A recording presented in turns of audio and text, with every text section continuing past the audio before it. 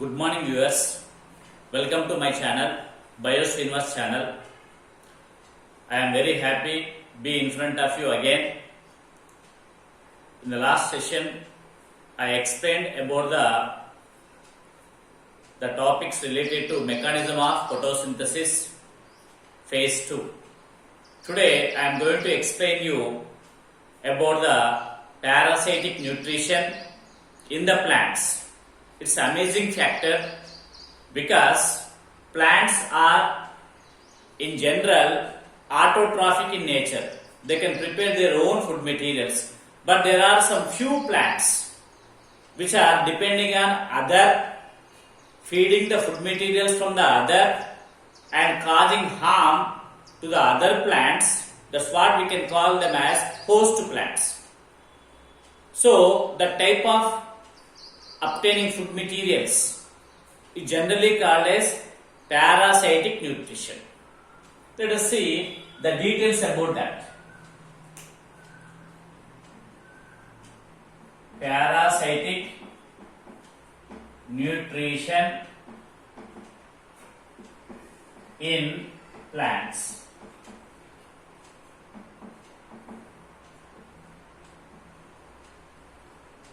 So, parasitic nutrition can be defined as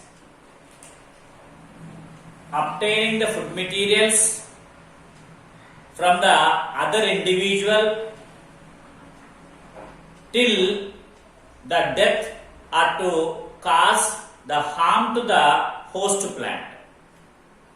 Then what is host plant here? The plant which is giving shelter, food materials and protection to the others. Those are called host plants. Or we can say host. And the individual which is living in the host plant, feeding on the host plant and causing harm to the host plant are called parasites or parasitic plants in this case.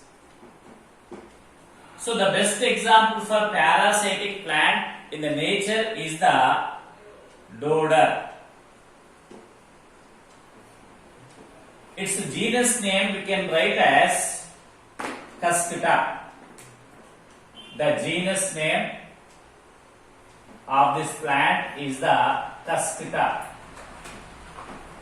It belongs to a family named as Convolvulaceae, or in general morning glory family. Morning glory family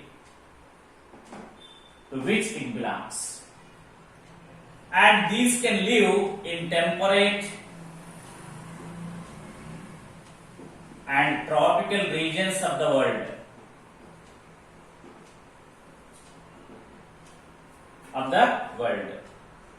And these plants are usually do not contain leaves. So these are the leafless thinning. These are the leafless thinning and slender stem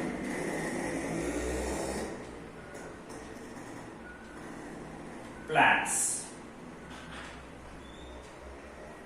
Then how can they feed on the host plant? Let us see the process what they are following to perform parasitic nutrition.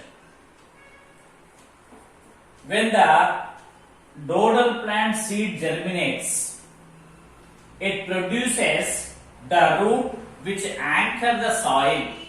Means the root fixed in the soil. The root of this plant fixed or anchor the soil. Fixed in soil. Then produces slender stem which is spirally moving towards a host plant. Towards a host plant. When this plant stem, which plant? the cuscuta plant stem come in contact with the host plants. For example, this is a host plant with a slender stem or thin stem, not slender, thin stem, and this is the cuscuta plant running towards the host plant, and it twins around the stem of the host plant in this way. It do not contain leaves, and the leaves are converted to scales on the stem of the cuscuta plant.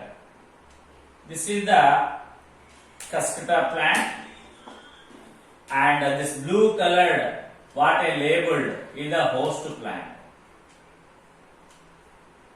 Are you followed? When it is come in contact with the host plant, it produces a sharp pointed root-like structures on it. These sharp pointed root-like structures on the twinning stem of the cuscuta plant are popularly called as hastoria.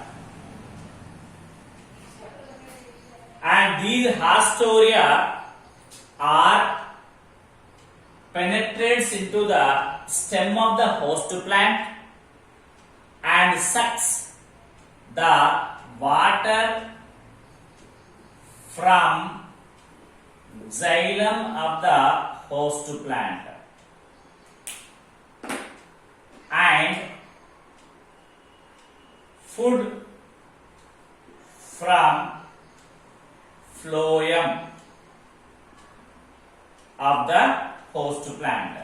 These two are very important points here.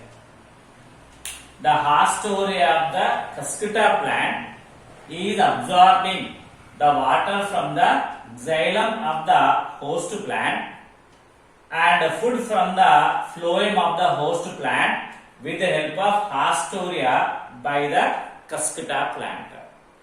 And when the cuscuta plant stem is entwined the host plant, then it continues its stem to move towards in search of another host plant. Another host plant.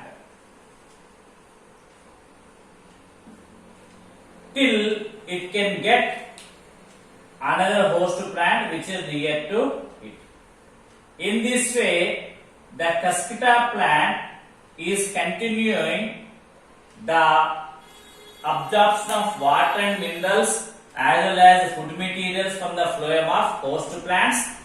Sometimes because of its effect, the host plant will also die.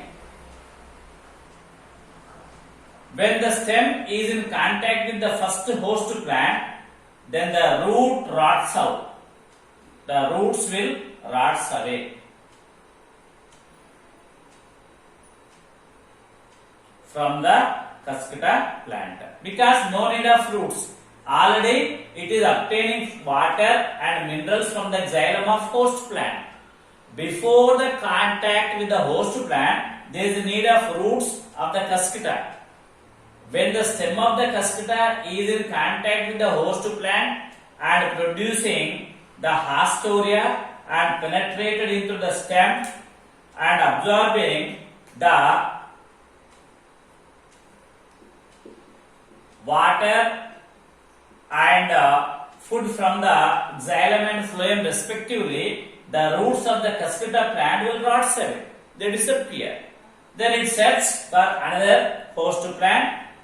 After obtaining total plant food materials and water from the first host plant, then it will come in contact with the second host plant. In this way, the cuscuta is obtaining its nourishment.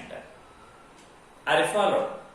And these plants we can see in the areas like tropical and temperate regions of the world.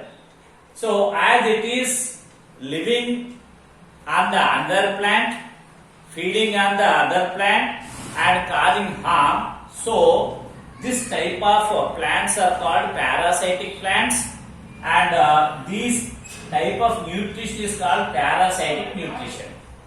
One example of the Cuscuta is named as Cuscuta reflexa. It is one example which contain few chlorophyll pigments in the plant body. Remaining all Cuscuta plants do not contain leaves and no chlorophyll pigments. That's why they are completely habituated to feed on other to obtain their food materials. In this way, the parasitic nutrition we can see in the plants. But majority of the plants are autotrophs. They can prepare their own food material except a few plants like this Cuscuta. I hope you understood the topic. Watch it, like it, share it and subscribe. Thank you. One and all. Have a nice day.